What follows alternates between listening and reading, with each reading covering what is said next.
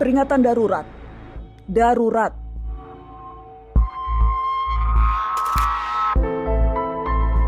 Kalau kalian melihat poster berwarna biru dengan tulisan peringatan darurat, ini memang darurat. Disebut darurat karena baru sekarang putusan MK langsung direspon DPR dengan membuat undang-undang yang dikebut hanya dalam 1 hari saja. Sekali lagi, 1 hari. Hari Selasa, Mahkamah Konstitusi memutuskan mengubah syarat ambang batas pencalonan kepala daerah.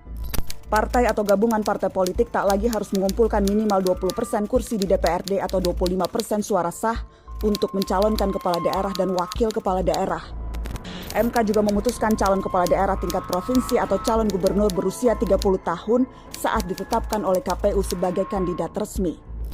Putusan MK ini cukup progresif karena agak menjauh dari budaya kekuasaan kita yang hobi menyodorkan kandidat yang sangat sedikit hasil hompimpah para elit.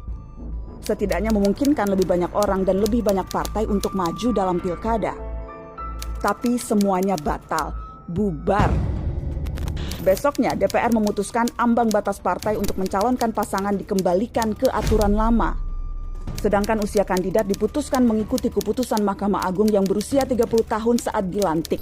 Sehingga memungkinkan Kaisang yang sudah dicalonkan sejumlah parpol bisa maju dalam kontestasi. Niatnya juga sudah tidak baik sejak awal. DPR mau menyiasati putusan MK yang sudah sangat jelas, mengikat dan final berlaku untuk semuanya. Bikin undang-undang dalam sehari mustahil ada naskah akademiknya, tidak mungkin ada sosialisasi rancangannya dulu. Apalagi mendengarkan aspirasi dan partisipasi kita sebagai rakyat. Ini bukan tentang Anies, Ahok, Kaisang, atau PDI Perjuangan.